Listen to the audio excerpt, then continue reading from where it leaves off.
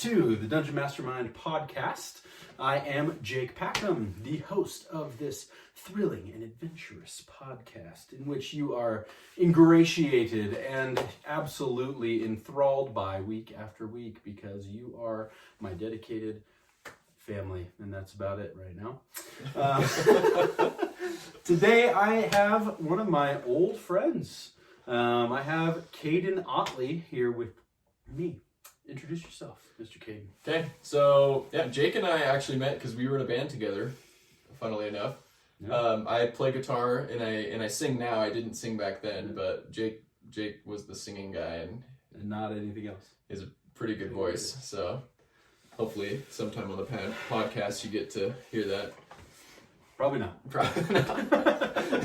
Fair enough. So I'm a realtor. I've been doing that for the last 5 years, and I've turned it into my day job. So I do that full time. It's been pretty awesome. Beyond that, I love to be outdoors. I am super into rock climbing, doing slot canyons. I like to mountain bike. I snowboard. Pretty much you name it, I'll try it, and chances are I love it. So not drugs, but everything else. We don't do drugs, kids. No. Certainly not. That's wonderful. Yeah, Cayden and I go way back.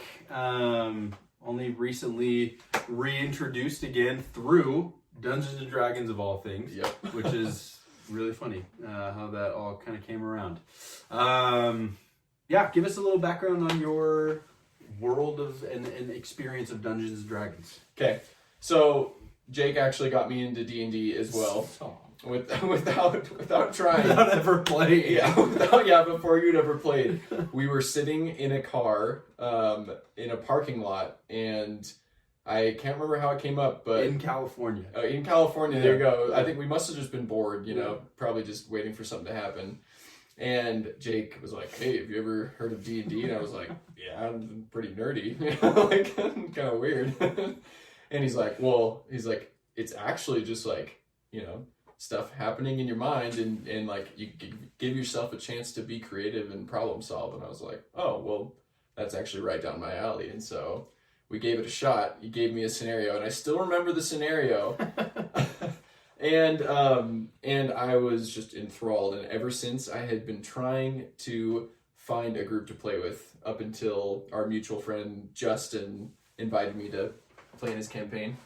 And so now I've been doing that for the last 3 years and with the same group, and it's been amazing. So I love it.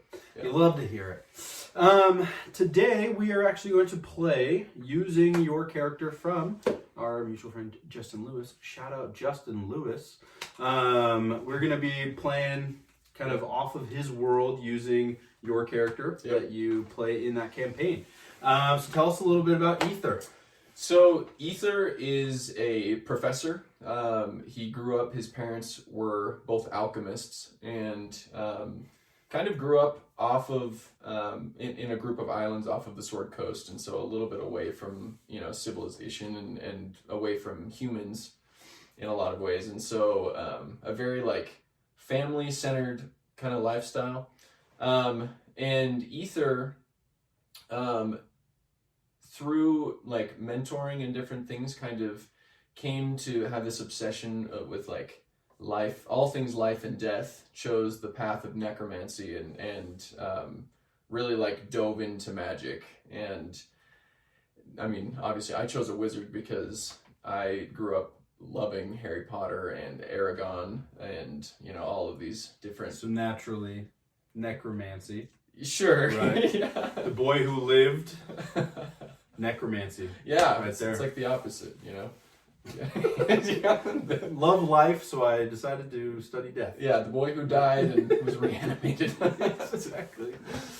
So yeah, for the folks at home who've never played Dungeons and Dragons, wizard, right? Level 9. Yeah, correct. Level 9. School of Necromancy wizard, which means he subclassed within the wizard class, practicing the arts of necromancy, or the act of death and magic thereof.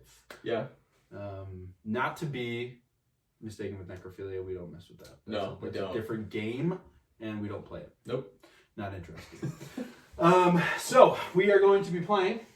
This here is an incentive to come be on my podcast, y'all. This is an Ether Eckhart dice, Dude. D20, to play with, and we are going to roll this encounter. The encounter today, I guess to introduce the topic, first before diving into the encounter, we're going to be talking about dexterity. Yeah. Dexterity is not traditionally a wizard-based stat. Wizards are intelligence-based, so their spell-casting modifiers and a lot of their skills and proficiencies are in the House of Intelligence. So Ether is not a super dexterous individual. Not unless he's turned into a werewolf, then it changes. But Hey-o, little tidbit there, folks. He has lycanthropy, the disease of werewolfing. All right, so let's kick this off. Okay. Under the understanding that this is dexterity based, let's chat with this wizard. You are back on Al Greer. The coastal air is fresh. It is warm, and it feels light, right? For folks at home, hometown. The sea, you can hear crashing against the beach. The sea breeze comes through. You get the smell of the salt. You can hear the gulls up above. It's warm, a smooth 74 degrees outside. That is Fahrenheit. And you feel youthful. You are running. You are at a dead sprint right now. And you don't feel tired. You can feel your heart rate is very high just because you are sprinting full tilt. But you don't feel old. Okay. And Ether is 35. very old.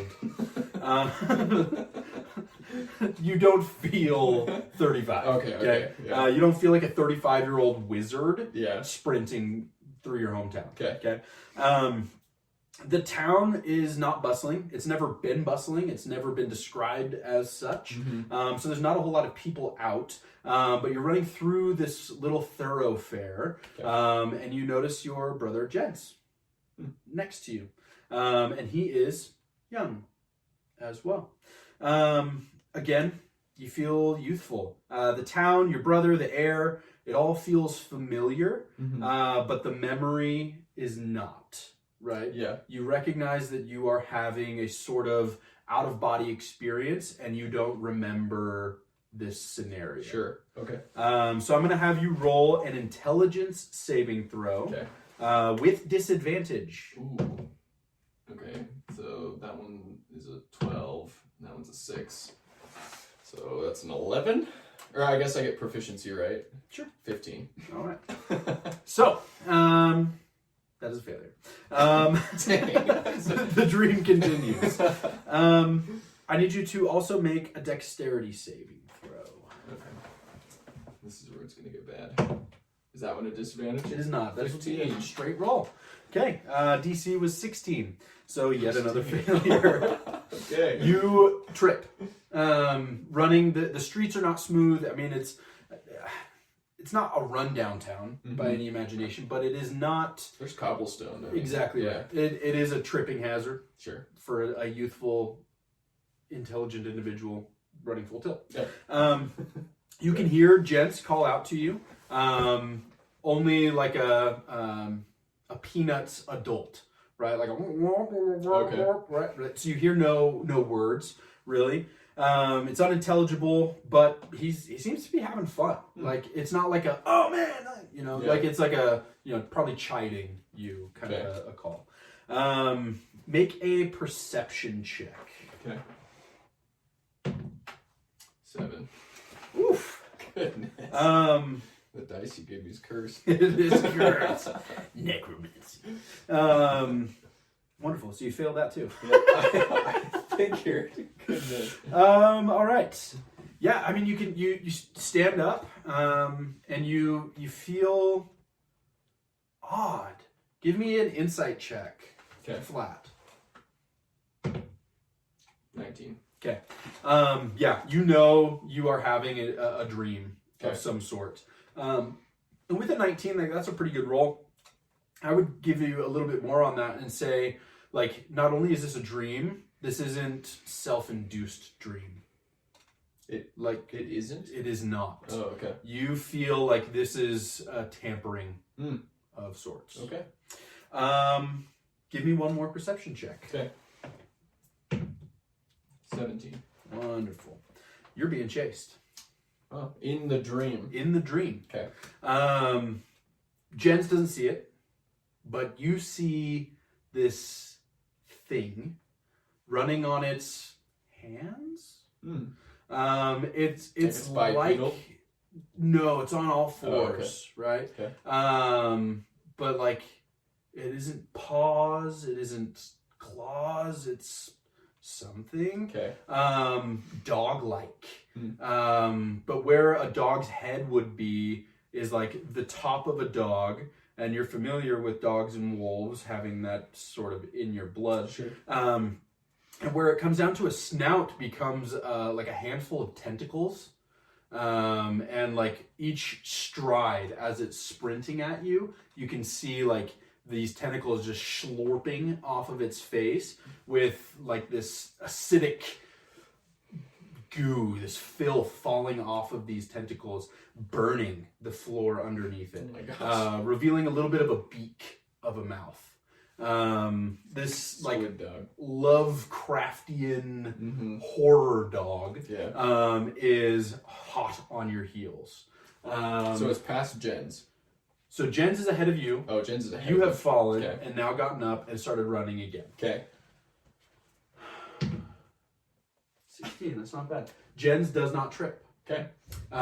He doesn't see this beast. He's looking right at you and doesn't associate this beast with what's happening to him right now.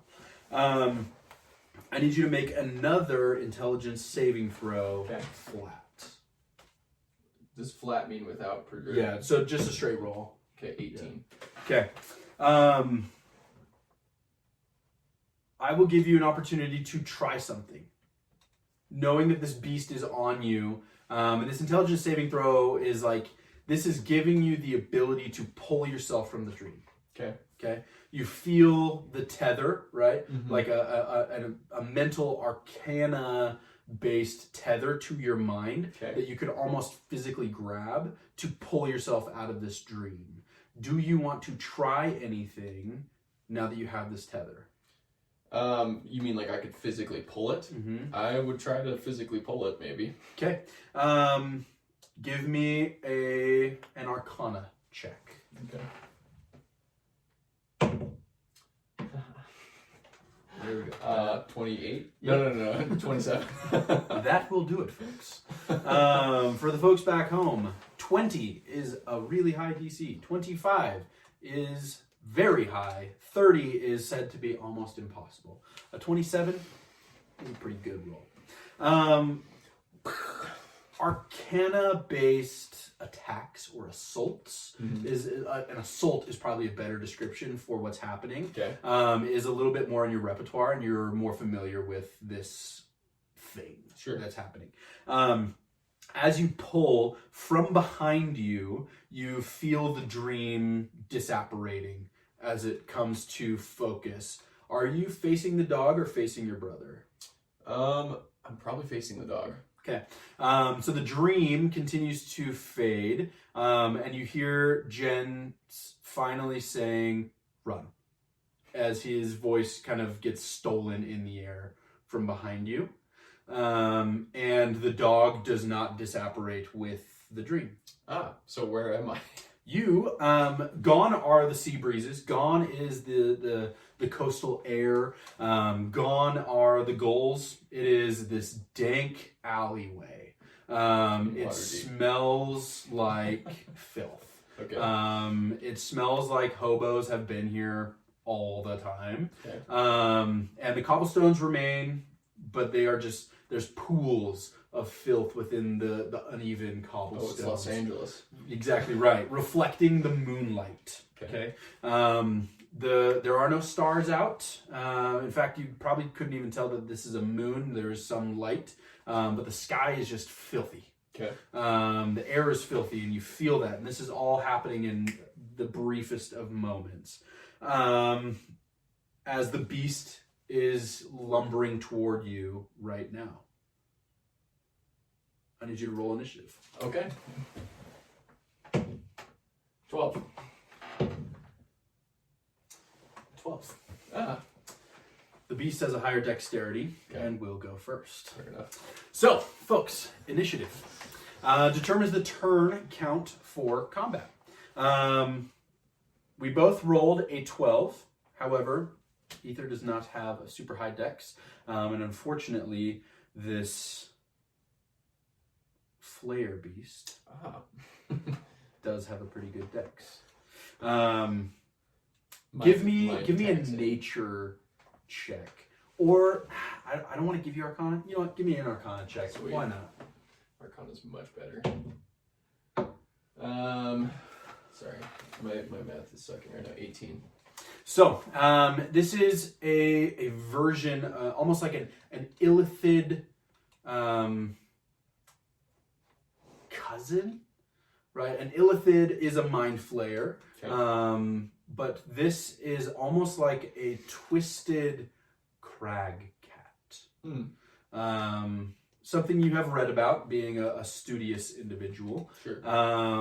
And with an Arcana check like that, I won't give you super details, but you know that this beast, before it was altered, was used to hunt mages. Okay. For a couple of reasons, but you don't know specifically why. And if you look it up, I'm gonna hit you in the nuts. No, I won't. But I was getting my spells ready. Yep, and you probably should. So the beast is going to make a pounce attack at you. With a 18 to hit. Just barely. Just kidding. Wizards, man. I know. All right, let's see. Ooh. 14 points of slashing damage as this beast. So I don't know how you want to do this, but as a lycanthrope, I take half on physical damage. Are you shifted? Not yet. There we are. Trying to out Dungeon Master me, boy. So, you take 14 points of slashing damage as the two front, they are hands, humanoid hands, shift a little bit into like claw shapes and just rend your chest. Wow. With two big old blows. Okay. I need you to make a strength saving throw. Oh, good. 15. Dang. All right. Well, 15 is what does it. Yes. You are not grappled in its tentacles. Well, thank goodness. At your face. While it is rending at you, its neck almost extends to reach out toward you. You recognize that it should be a crag cat, but it has no fur. It looks like with the pores on its skin that it had fur at one point that just has fallen off and now just looks like one of those bald cats with a little bit of a greener hue to the skin. It's gross. Okay. But its neck extends as the tentacles come reaching for your face. Wow. And it is now your turn. Okay, so I'm going to use my bonus action, and I'm going to get my mage hand, and I have the telekinetic feet, so I'm going to try and shove it back 5 feet. Okay. I make a strength saving throw, right? Yeah, it's a DC 15. Okay. I roll with advantage. Oh, do you really? Gosh dang it. That'll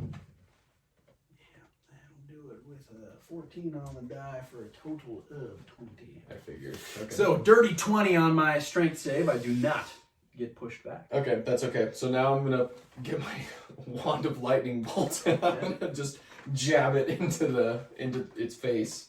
Okay. So dex save? It is, a dex save. Okay. Also at advantage. Really? Yeah. Goodness. 18. No way. Yeah, Okay. Plus 6 to my dexterity saving throws. All right. I'm just gonna do the 8d6 right here, so we don't have to wait for me to roll that. 25, so you take 12. I actually don't. No. And I need you to make a dexterity saving throw. What? No. I got a 4. You take 12 points of lightning damage as your spell is returned back onto you. Really? Oh my goodness. Okay. That is scary. That's your action. That's your bonus action. Anything else? That's pretty much all I got. So you can try and run. Well, then he gets an opportunity attack. For sure he does. No, there's no way. All right. I need you to make, it is my turn again. I'm going to need you to make another strength saving throw. Okay. As it attempts to grapple you in the face. 6. Gosh, dang it. This disgusting beast. Wait, give me advantage because I grapple in real life. I also do Jiu-Jitsu. He does do Jiu-Jitsu, however, Ether does not. Gosh, dang it. What is your strength modifier? It's +1. Yep, he does not. Yep. Did you take the grappler feat? No. Then he does not. No, I didn't. So, this crag cat illithid form, its tentacles latch on to the back of your head, like you're making out with Davey Jones right Wow. now. But instead of a mouth that Davey Jones is just a beak that throws itself into your mouth. Not hot. And is attempting to drill into your brain. Wow. And that is, you take That is the death of me. He was about to say. 6 points of acid damage. Wow. And that's your turn, my friend. You currently have the grappled condition. Okay. So your speed is 0. Can I transform? I don't see why not. Okay, I'm going to do that as my bonus action. Okay. Give myself 15 temporary hit points. Tell us what you look like. What does this transformation look like as you go from skinny wizard man into a werewolf? Well, Ether's already like 6'4", some pretty lanky dude, but Lurpy. yeah, I would say. Lurpy. Sure. And so I imagine it like a very bent over form. Like sure. The fur grows out quite a lot. I don't like those bald werewolves. Yeah. But leaves a lot of the cloak is still there because it's already pretty baggy and intentionally baggy. Yeah. Mm. Yeah. Nice. Exactly. So it's like a Hulk. Yeah. Type. Yeah. Lots of spandex. Yes. Yeah. All right, I love it. So you have now shifted into your werewolf form. Yes, and I think Do you maintain your spell casting ability in your werewolf form? I do in hybrid. So Okay. yeah, so my hybrid form is there's pure wolf, and then there's the bipedal form. So I was going for more of the bipedal one. Sure. Yeah, Because you want to be able to cast spells. exactly. I Yeah, and because if I can't cast spells, I can bite, and it's weak. So I'm grappled. Mm-hmm. That means I can't cast spells. You can attack. If it is a ranged spell attack, it would be at disadvantage because you are casting right next to you, which feels like a backwards game mechanic, if we're being honest. Sure. Like, if I'm shooting something from point blank, it should be an auto hit, right? Mm-hmm. But in Dungeons & Dragons, if you're using a ranged weapon or spell attack from the person right next to you, it is at disadvantage. Okay. So I actually want to cast Resilient Sphere. Interesting. And I'm going to encase myself. I'm going to attempt to encase myself. Okay. Interesting. For the folks at home, read that spell. So a sphere of Is shimmering this force. Otoluk's Resilient Sphere? I don't think so. I think it's just normal Just resilient. the normal. It could be. Lame. A sphere of shimmering force encloses a creature or object of large size or smaller within range. An unwilling creature must make a dex save. What's the difference? Nothing. Someone is some wizard gave themselves the sphere. That's cool. Nothing, not physical objects, energy, or spell effects can pass through the barrier, in or out. Though a creature in a sphere can breathe, the sphere is immune to all damage, and creatures or objects inside can't be damaged by attacks or effects originating from outside, nor can a creature inside the sphere damage anything. The sphere is weightless and just large enough to contain a creature. An enclosed creature can use its action to push against the sphere's wall and roll the sphere up to half the creature's speed. Similarly, the globe can be picked up and moved by other creatures. A disintegrate spell targeting the globe destroys it without harming me. Okay. How big is the sphere? So it's just big enough to For one person. enclose me, yeah. And large size or smaller. And I figured this is what I would do. So like, Okay. he has me grappled with his tentacles. Uh-huh. I would grab onto his head, and I would throw my legs up and try and get as small as I could so that I'm contained in a ball. Sure. Yeah. That makes sense. Interesting, man. How do you... Maybe, like, is it like... Maybe it rolls for, like, I don't know. Yeah, I would think, like, because I have you, Yeah. right, actively, like I am holding you, I would say make an opposed, like, a free of grapple check, right? Sure. So, like, either acrobatics or athletics. I'll give you advantage because you're casting a spell that I imagine is, like, an extension spell, right? Not like... Dirty 20. Oh, nice. Like it's coming out, right, to form a bubble, Sure. rather than just like, whoop, Yeah. it's just there. Like even then, I even made it like come out. You know, it's like if it's like coming out of you, like I would think that you could get out Sure. like that. Okay. So I'll just do mine straight. Yeah, for sure. So yeah, the sphere emits from you as you kind of release yourself from the tentacles, and you see this beak is less of a like a clamshell type beak, Mm-hmm. and it is just a straight up drill. Okay. That has like a little bit of your blood on it and some acid with it. This creature is going to, let's see, use all 3 legendary actions. Oh my gosh. To cast Dispel Magic at 4th level. Wow. Okay. I'm at a counterspell at 4th level. And I used mine. Do you roll for counterspell when it's the same level? When it's the same level, you don't. You don't. Yeah. Dang. Or Very I can just take that back if you want to break the resilient sphere and we can move on to something else. I didn't want to break that so bad, but that is how D&D works. It's true. Sometimes, you know, your job as the DM is not to win, but for me, it's all about winning. It's fair.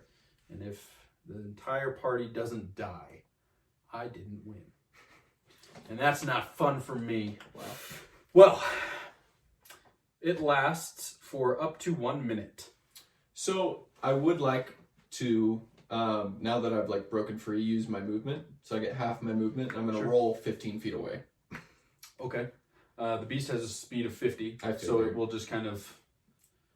Lazily trot. It'll just like walk around you Okay. while you are walking. Is around. it like how close to me is it? I would say probably within the 5 feet, right? So like, Okay. should the sphere pop, it'll... It's engaged with Yeah. me. Okay. I have to think. Question for you though. Yeah, tell me. What shape did you take when you made the sphere again? It's true, so I'm How are you moving? I'm throwing my weight. I guess probably not very effectively, so maybe I'm moving it like 5 feet. Goodness. Can you cast any spells out of it? No. Oh, dang. So you're just kind of stuck there. Well, so let's see. So it can't pass through the barrier. Yeah. So I think, tell me what you think. Nothing can pass through the barrier in or out. So if it's my turn, I could drop concentration theoretically Correct. and do something. Correct. Okay. Is it my turn? Sure. Okay. My guy has nothing he can do with it, but you did burn your counterspell. I did. I'm almost out of 4th level spells.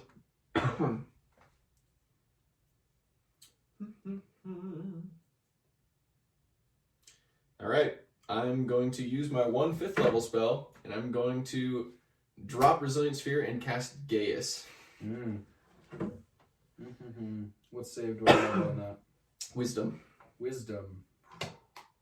Unfortunately, not a super wise creature.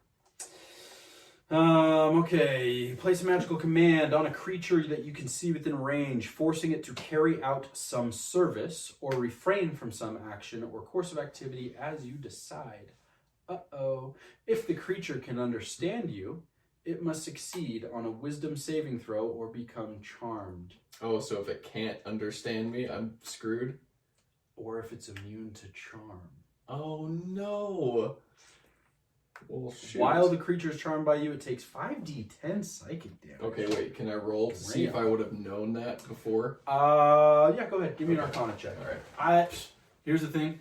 Matt Mercer, may he rest in peace. I'm just kidding. Oh, he's very much alive. Yeah. Drives me absolutely crazy that he doesn't let people do that. Oh. Like, if you say, I cast my 9th level spell, happened against their campaign 1, they're fighting Vecna. It's like the big thing, right? Like, Shimani, his wife, right? Marisha Ray goes and casts her 9th level spell, and he's completely immune to the damage. And he was like, well, you cast it. And I was like, come on, man. Like, that is messed up. Really, I should have asked before, but I'm grateful, so. Yeah. 13. That's not super great. Not super great. Roll one more time. All right. 20. All right. I mean, you saw him reflect the spell. You feel like this was intended to kill you. And if It's true. it can be resistant to magic in a lot of ways. Okay, well, instead, I'm going to cast Fly. I'm going to GTFO. All right. Very well. It is going to take an opportunity attack against you. Fair. While you leave. Folks at home, that's a reaction. Oh, buddy boy. It's a 19. Okay. And this creature crits on a 19. No, it doesn't. Critical hit. Okay, well, we're getting ready to die. Here we go. Alright. Double the dice. That's a 1. A whopping 2 on that guy. Okay. 12 plus 4. 16 points of slashing. Not as bad as I thought. Oh, and you are in your hybrid form. So that's reduced to half. Oh, yeah. Perfect. So you take 8 points of slashing damage. Ether's chilling. For all intents and purposes, you cannot fly. Okay. Right? So if you have enough spell slots to maintain fly on yourself, Mhm. you would be able to get pretty dang far away. Wait, so I can't fly, you said? You totally could. Oh. How many spell slots above 3rd? Like how many because fly's a 3rd level spell. Yes. How many 3rd level spell slots? So I've Does used fly last an hour? Or a minute? 10 minutes? Oh. 10 minutes. 10 minutes. Yeah, I mean, theoretically, like, you could get help, right, to get into this. Sure. Sure. So, for all intents and purposes, encounter over. Oh. You have escaped. That was kind of scary. A Flayer Cragcat. I don't know why I didn't think of Fly first, but I did not think of Fly. Folks at home, hope you enjoyed that. The Cragcat is it's an actual, like, creature in D&D. So, Justin, take notes. Use it on this guy. Oh, Any worrisome. spell under 7th level that affects this cat has advantage on the saving throw. Wow. If it succeeds, it can use its action to put the spell back on the cat. Yeah, that was crazy. Filthy. I know, I was like, it's a good thing Filthy. it failed because I would have died. Yeah, Probably. it has almost no hit points.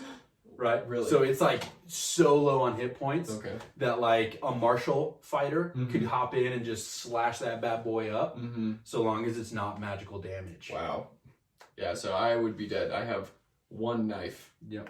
That's it. Which is super interesting because, like, man, this is just gameplay talk now, Yeah. not even related to the modifier we set out to. True. But, man, you start out fighting in, like, a low-level campaign, and you fight all these creatures that are resistant to non-magical Mhm. damage. And you go in with no magical swords, and you come in and you slash this beholder, and guess what? He only takes half damage. Mhm. But you flip it Chaos. to a higher-level party who has only magical stuff? Yeah. Dang, man, that's brilliant. If Justin did this on our campaign, it's only me and one other person that are original, that have our original characters. Everyone else has died. Really? Some multiple times. Beautiful. You love to see it. And so I'm like the OG. Like, Yeah. and if I died, I'd fear for the campaign. Interesting. Man, I love that. Ether's chef's kiss. Chef's kiss or Davey Jones kiss. Yeah. Not the best visual. Dexterity, folks. What is it? According to the player's handbook, it is somebody's ability to be agile. I feel like that's a pretty lacking explanation. From a game mechanic standpoint, dexterity affects your armor class, how hard you are to be hit, your initiative, how quickly you are able to jump into the fray. It affects your stealth, your sleight of hand, your acrobatics, and your... I think that's it. Yep. And attacks with finesse and ranged weapons. So if you're using a rapier or you're using a short bow, that uses your dexterity modifier. Yeah. Right? One of the more versatile modifiers. I understand why, as a mage, you wouldn't have put that as your focus. Yeah.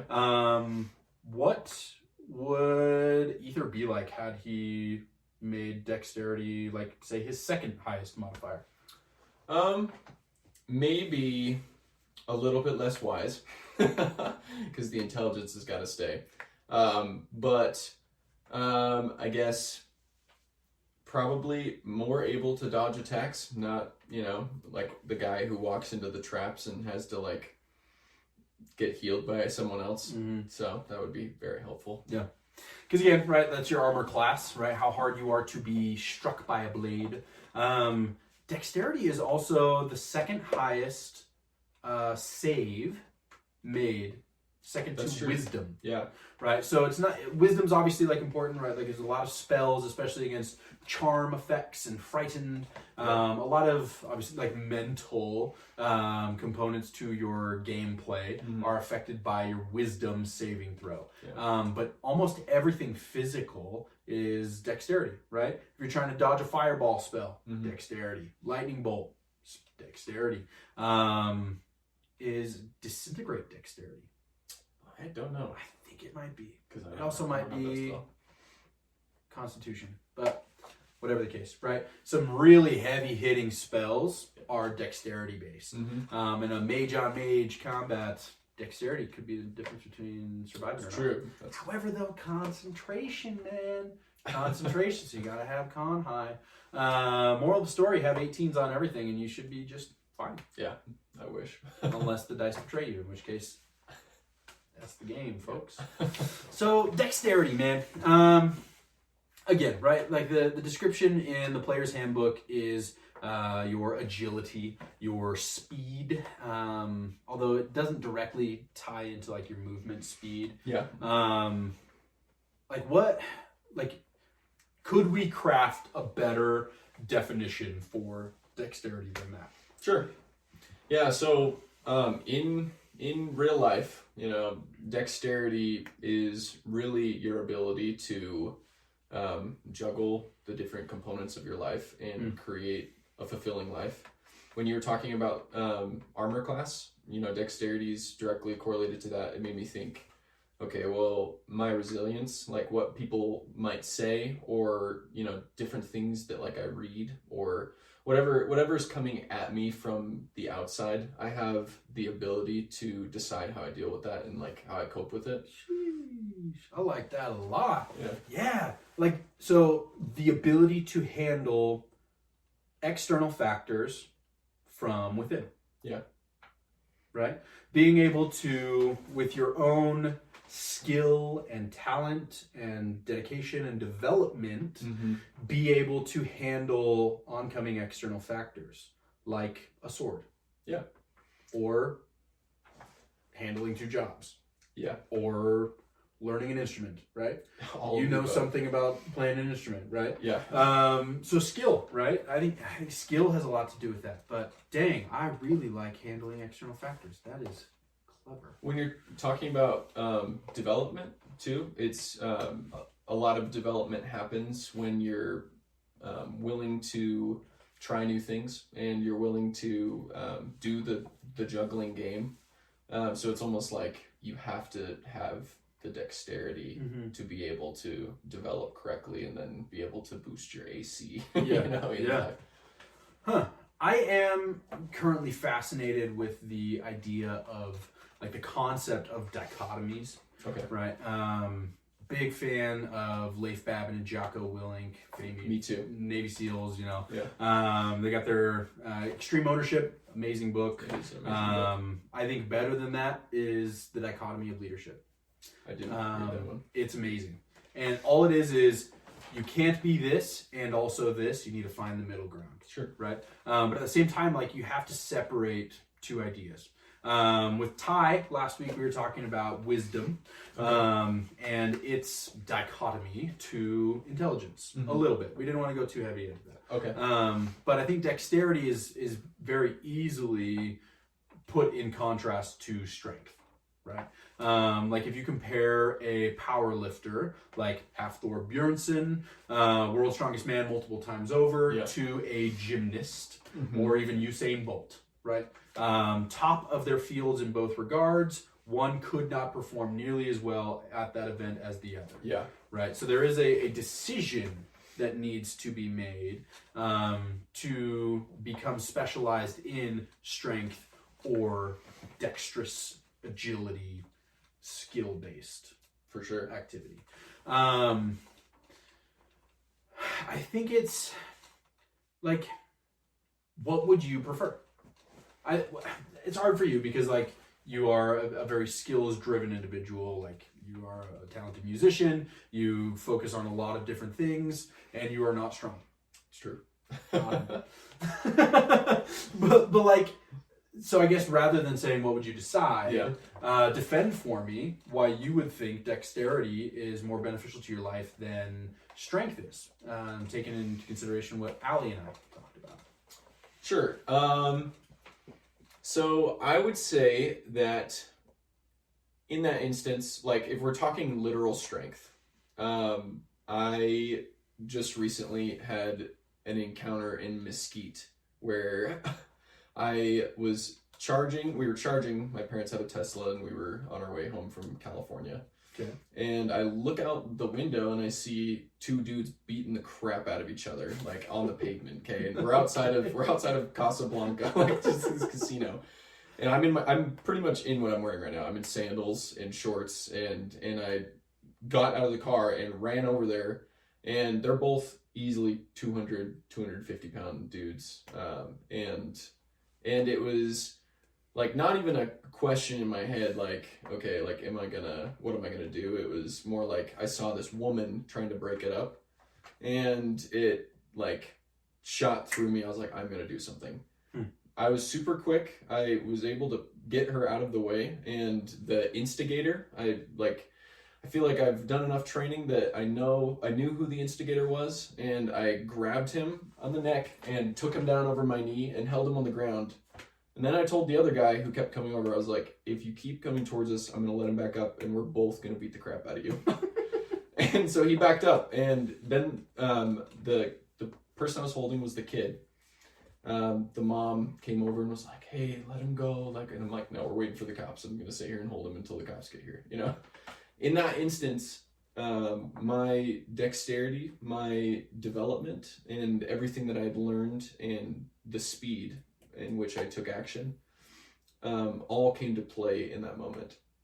They were a Latino family. I've been teaching myself Spanish for the last 2 years.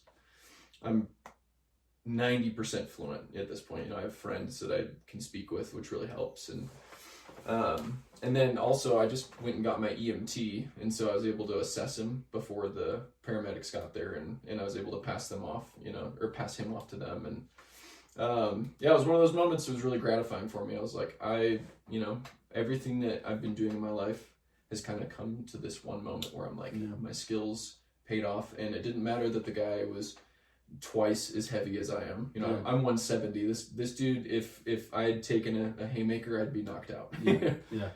Interesting. It's probably one of those times where like you're like choking out the guy, and it's like, hey, you're probably wondering how I got here. Exactly.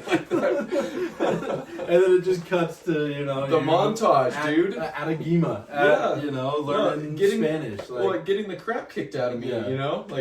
All the work I put in to make it there. Yeah, that's interesting, man. And initiative, bro. Yeah. Initiative, right? Like, here's what I would have done. I'd have sat in that little comfy Tesla, and I would have popped out my phone, and I would have said, "Dang." And no one filmed. Get that? Not one person. So, see, and that's how we know it didn't happen. Exactly. I'm like, didn't happen. Thank goodness my wife was there. And then I woke up. Yeah, exactly.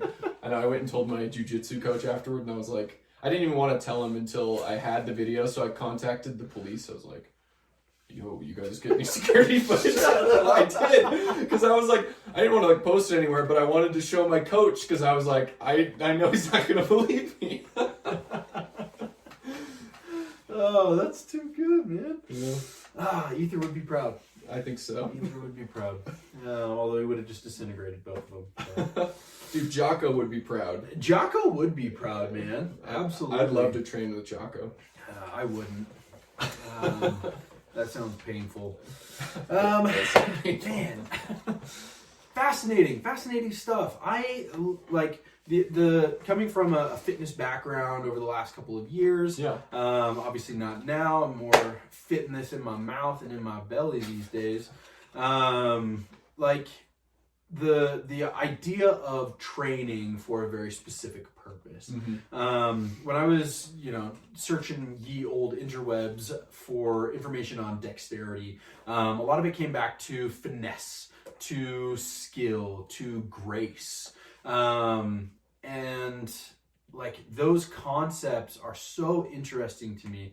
Like understanding like how resilient the body can be and how specific you can train your body and the result that comes from that, right? Like if you take a look at a power lifter who trained as a power lifter for their whole life, they are big, they are rotund, they typically have wider hips than typical individuals. Like their shoulders are wide, but not wide like a bodybuilder. And then you take a bodybuilder, right, who is just the X frame, right, super wide at the shoulders, tiny at the waist, huge at the thighs, right? That's the whole objective there. You take somebody like a CrossFitter. Take a look at like Matt Frazier, right? Top of his game, best there to ever do CrossFit. He is a rectangle. From shoulders down to knees, it's just a box. Wow. And that's like Matt or Noah Olson. Like you take all these like CrossFitter guys that do everything, and they look like a rectangle. Sure. Like they look like a fridge. And then you have Usain Bolt, who is 7 feet tall, 200 pounds, just lithe, and a gymnast, right? So like all these different training styles, they're all lifting weights. They're all lifting the same amount of weight, except for the powerlifters probably. But the way that they do it, the schedule that they do it on, and with whom they do the activities with, shows physically different, right? Like taking a look at the two of us, right? Like obviously you're like 1.5 foot taller than I am because I'm a little shrimpo. But I lift weights for bodybuilding purposes. Yeah. You do not. Nope. Right? So I look very differently than you do. Yeah. And I would consider myself an undexterous athlete. Sure. Like I could climb climb a mountain, whereas like, or maybe I could do it twice as fast. You could get there, you know, but Probably not. maybe not. Straight up. These delicate hands? You never No know way. till you try. So yeah, like the idea that your perception is your reality, right? Yeah. And where you focus that perception becomes your reality, right? What you focus on, what you hone in on, becomes you. Yeah.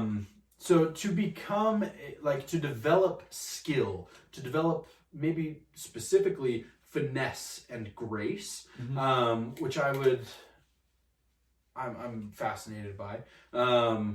What would that require, you think? Like, if someone were to come to you and be like, Cayden, I am severely lacking physical, dexterous grace and finesse in my life, what would you recommend? What's that starting point like?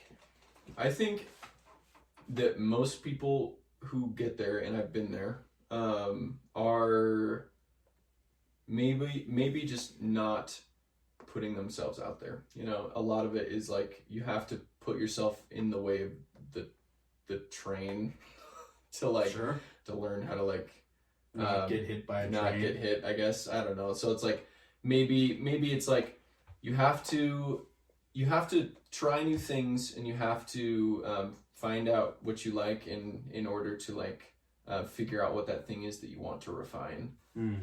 So like a lot of it for me has just been experimentation. You know, it's like we have a fear that, oh, we're too old to get into jiu-jitsu, or I mean, speaking from personal experience, too old to learn how to play the piano correctly. You know, there's plenty of things that we tell ourselves. We put limitations on ourselves, and when it comes down to it, it's really just not true. It's about what you really want and what you're willing to spend time creating finesse, I guess. Yeah. You know,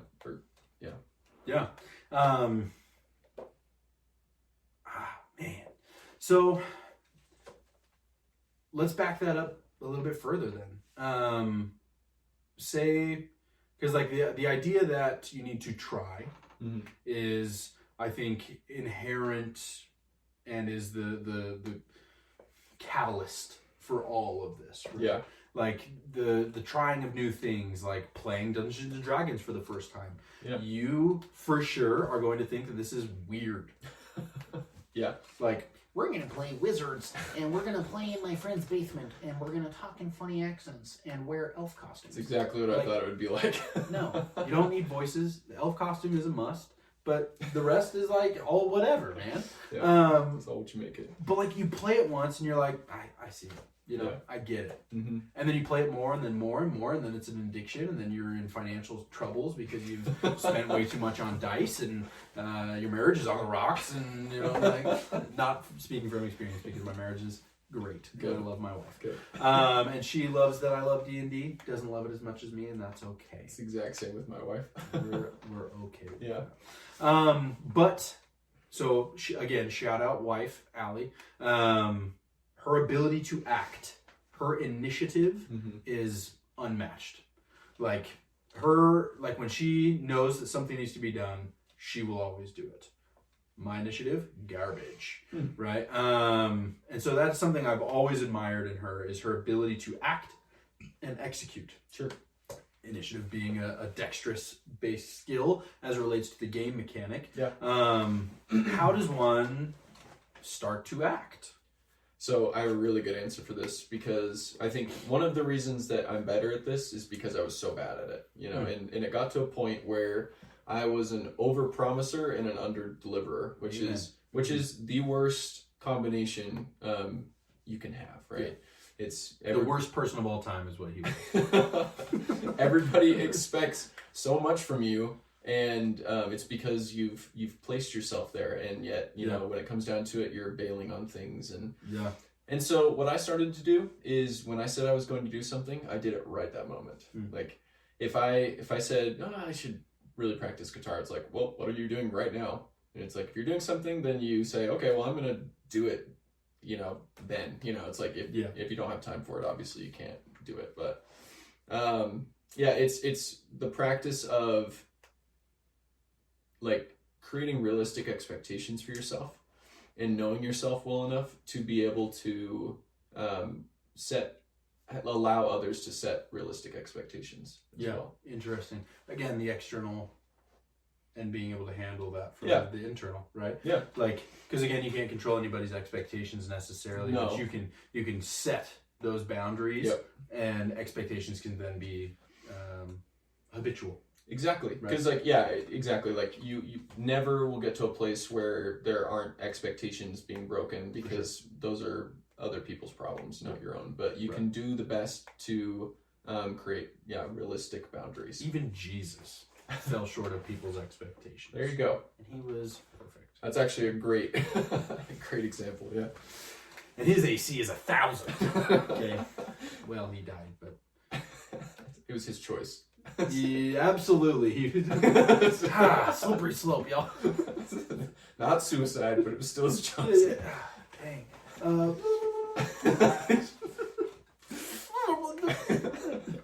Fix it in post. We don't have post. We're doing this raw. Shoot.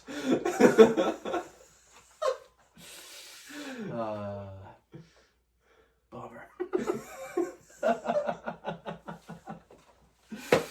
Dang, what were we talking about? Initiative, doing things, right? Oh yeah. There's a phrase that I like. I like phrases. Okay. It is the doing of the thing that inspires the thing, right? Yeah. So when you are not wanting to exercise, you start exercising, you want to do exercise more. Yeah. You want to try playing piano, right? Shout out mom-in-law, learning how to play piano. Oh, nice. Practicing makes you want to do it because eventually you get better at it. Yeah. Right. And I think that's an important concept. Like you said, just the action, because the action alone is inspiring in and of itself. Yeah. Well, and you start to build resilience throughout the act, because it is not easy to start something new. Like no question. You know, it's like all the time. The hardest part about learning to play guitar is getting to the place where you feel that gratification for what you've done. And I think that's for probably any new skill, you know. Which brings up probably the most important modifier, constitution.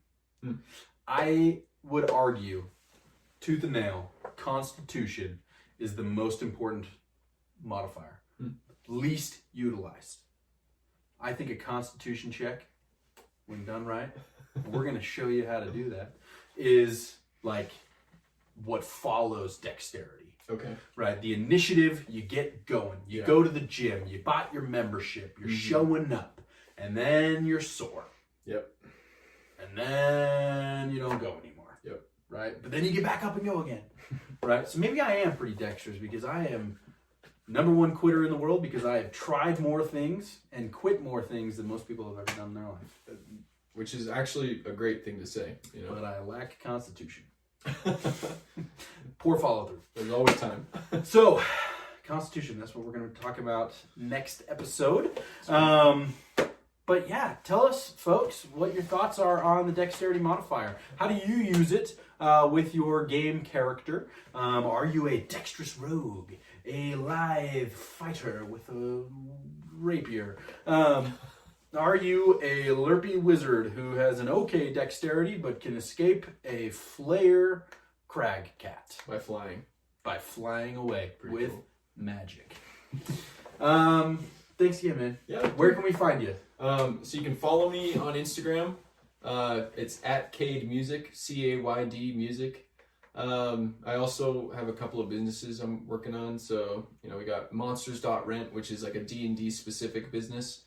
And, check it out. Yeah, and I have a new one that's going to be launched really soon. And so if you follow me on Instagram, you'll see it. Yeah. You can also listen to some of my music. I don't know if you want them to listen to the old music. Our music? Yeah, well, see, I have that music and I have new music. Yeah. So my newer band is called Texture Love. You can look that up on Spotify or Apple Music.